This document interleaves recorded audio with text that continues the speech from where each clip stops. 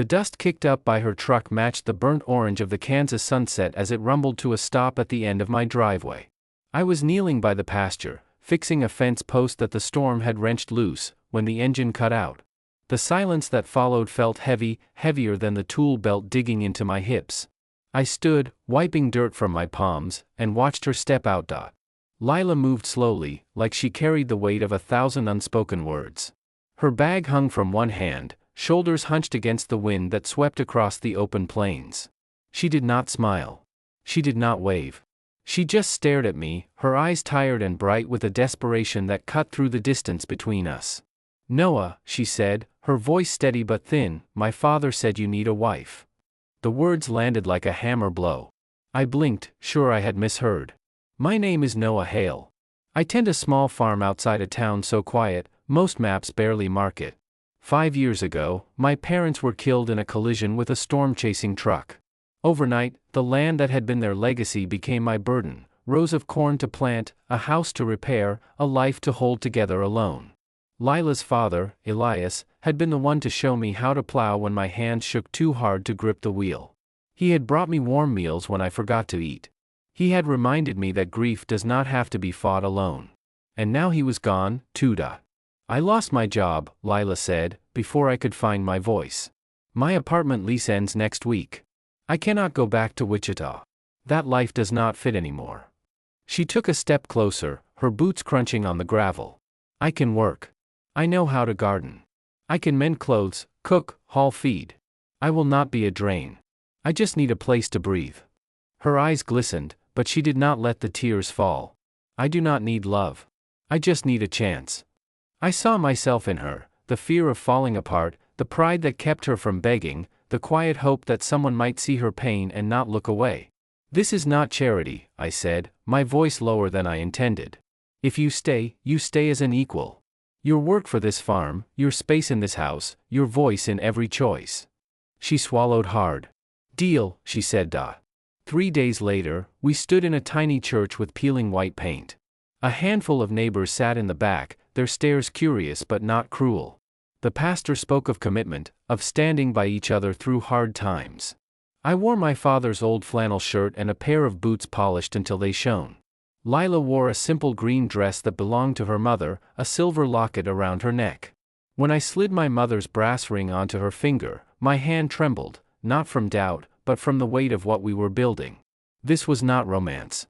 It was survival. It was trust.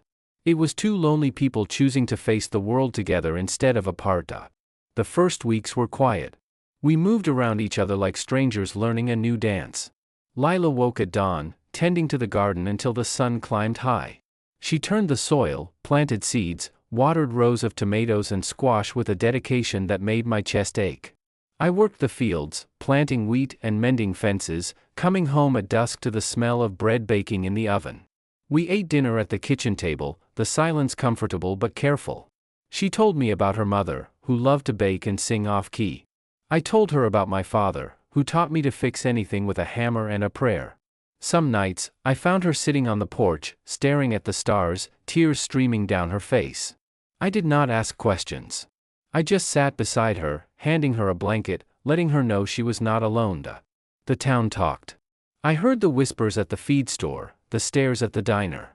People said Lila had trapped me, that she was after the farm, that our marriage was a joke. Lila felt it more deeply than I did. She came home one afternoon, her groceries nearly slipping from her hands, her face pale. "They think I tricked you," she said, her voice breaking. "That I planned this from the start." I set down the tool I was holding and pulled her close. "You did not," I said. "And I do not care what they think." But the words did not chase away the hurt. That night, we sat in silence, the weight of the town's judgment hanging over us. Then the trouble started. The general store stopped buying my wheat. The feed supplier raised prices by half. The bank sent a letter saying they were reconsidering my loan, even though I had never missed a payment. I knew who was behind it. My Aunt Eleanor had always resented my parents for inheriting the farm. She had money, influence, and a hatred for anything that did not go her way. Now she was using the town's gossip to destroy me. Lila found the bank letter on the kitchen table one evening. Her hands shook as she read it. "This is my fault," she whispered. If I leave, everything will go back to normal. I stood behind her, placing my hands on her shoulders. If you leave, she wins, I said firmly. And I will not let that happen. She turned to me, her eyes full of fear. I do not want to ruin your life, she said. You have not, I replied. We are in this together. That was the first night she cried in my arms, not quietly, not politely, but with the raw pain of someone who had been carrying the world alone for too long. I held her, saying nothing, because sometimes words are not enough. After that, something shifted between us.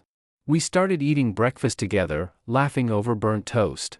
We fixed the roof side by side, teasing each other when we made mistakes. We walked through the fields at dusk, talking about our dreams, dreams we had buried under grief and fear. Lila wanted to open a bakery, selling bread and pies like her mother used to make. I wanted to expand the farm, to plant an orchard of apple trees. One night, as we fixed a loose cabinet door, Lila smiled at me, a real smile, bright and warm. I do not feel invisible here, she said. Those words meant more than any declaration of love. Then the fire came. It was midnight, the wind howling. I woke to the smell of smoke and Lila's screams. The barn was in flames, the dry hay feeding the fire until it roared like a beast. We grabbed buckets, blankets, anything we could find, and fought it together. The rain started halfway through, pouring down in sheets, helping to douse the flames. When it was over, we stood in the mud, soaking wet, staring at the charred remains of the barn. They will not stop, Lila said, her voice breaking. I looked at her, her face streaked with soot and tears, and felt something snap inside me. We are done running, I said. From now on, we fight back. The storm hit 3 days later. Torrential rain, lightning splitting the sky, wind that bent the trees almost to the ground. The river rose fast, threatening to flood the fields. Lila ran to the chicken coop, determined to save the birds. I chased after her, shouting her name. A piece of metal tore loose from the damaged barn roof, slicing across my cheek. I fell to my knees, pain exploding across my face, blood mixing with the rain. Lila dropped to the ground beside me, screaming, her hands pressing against the wound. In that moment, soaked and bleeding, surrounded by chaos, I knew the truth. This was no longer about survival. This was no longer about a promise to her father. I loved her. If we do not make it, I shouted over the wind, I need you to know. I love you, Lila. She froze, her eyes wide. Then she leaned down, her lips crashing against mine, desperate and fierce. I love you too, she cried. I was just too scared to say it. We survived the storm. And after that, nothing was the same. We started asking questions, talking to neighbors, gathering proof of Aunt Eleanor's lies. A farmhand admitted she had paid him to start the fire. The feed supplier confessed she had bribed him to raise prices. When we went to court, Lila sat beside me, her hand in mine, steady and strong. The judge ruled in our favor. Aunt Eleanor's power crumbled. The farm was ours, free and clear. As we walked out of the courthouse, Lila squeezed my hand. We did it, she said. We stood together, I replied. The town changed. Slowly, at first. A neighbor nodded at me at the feed store. The diner owner apologized for the stares. The general store started buying my wheat again. Lila noticed it first. They see us differently now, she said one morning, as we walked to the mailbox. They see us. We rebuilt the barn, this time together. Lila planted her garden bigger than before, adding rows of herbs and flowers. She baked bread and pies, taking them to the farmer's market in town. She came home the first day, her baskets empty, her eyes shining. They sold out, she said, breathless. Every single one. People stopped calling her the farmer's wife and started calling her Lila, the baker with the kind eyes and the warm smile. We shared a room now. Not out of obligation, but because we wanted to. Some nights were soft and quiet, our hands intertwined as we slept. Others were filled with laughter, with whispered fears, with the kind of intimacy that comes from fighting side by side. One night, after a long day in the fields, Lila sat on the edge of the bed, her voice unsteady. I am scared, she said. Scared this happiness will not last. I sat beside her, taking her hands in mine. Then we fight for it, I said. Same as we fought for the farm. Same as we fought for each other. She smiled, leaning her head on my shoulder. I never thought I would have this, she said. A home. A family. Neither did I replied. A few weeks later, Lila came to me with tears in her eyes. But these tears were different, happy, relieved, scared. I am late, she whispered. I stared at her, my heart pounding. Late? She nodded, laughing and crying at the same time. I think I am pregnant. I pulled her into my arms, holding her tight, joy and fear swirling inside me. We will figure it out, I said. We always do. The pregnancy was not easy. Lila struggled with morning sickness, some days barely able to eat. I learned to cook, burning more meals than I saved, but she ate them anyway, smiling. The town rallied around us. Women from the church brought casseroles. An older neighbor dropped off a crib he had built years ago. Even those who had whispered before now smiled at Lila, asking how she was feeling. We painted the spare room yellow, turning it into a nursery. Lila stood back, her hands on her belly, tears in her eyes. I never imagined this, she said. A child. A life that feels permanent. I wrapped my arms around her.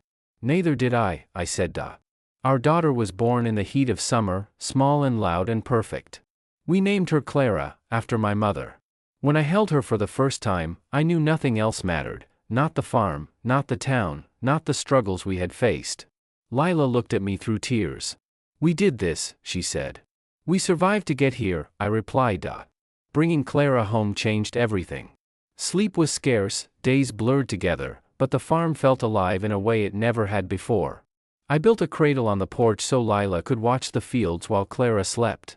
I nailed extra boards to the fence to keep the wind out. Lila learned to bake with one hand, Clara tucked against her chest in a sling, the kitchen filled with the smell of cinnamon and bread. Neighbors stopped by with gifts, with help, with kind words. The town felt like family now, not a judgmental crowd. One evening, as the sun set over the plains, we sat on the porch steps. Clara slept between us, wrapped in a soft blanket. Do you ever think about that day? Lila asked quietly. The day I showed up here? I smiled.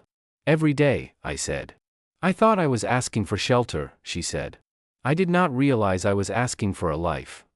I took her hand, feeling the calluses from gardening, from baking, from holding me through the hard times. I thought I was saving the farm, I replied.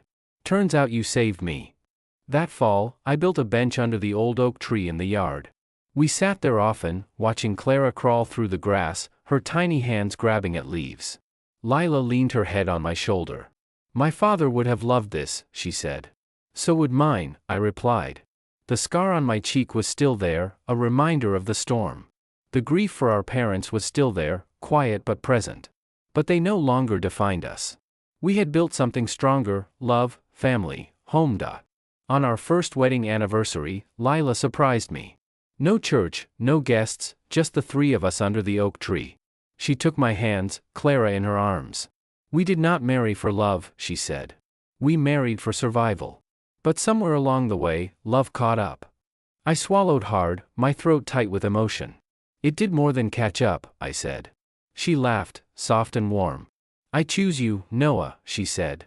Not because I need saving, but because I want this life with you. Forever. I pulled her close, kissing her forehead. Then stay, I whispered. Stay with me always. The wind blew across the plains, carrying the smell of wheat and grass. Clara gurgled in Lila's arms. And under the Kansas sky, I finally understood what my father had meant all those years ago. Family is not what you inherit. It is what you protect. It is the people you fight for, the people you love, the people who make you never want to be alone again. I looked at Lila, at Clara, at the farm that had become more than just land, and I knew. I would never be alone again. If this story touched your heart, if you believe love grows from loyalty, resilience, and choosing each other through the darkest storms, like, comment, and subscribe to our channel. We share heartfelt romances about second chances, family, and the magic of building home together. Comment below, fight for it, if you have ever found something real in the most unexpected place. We want to hear your story.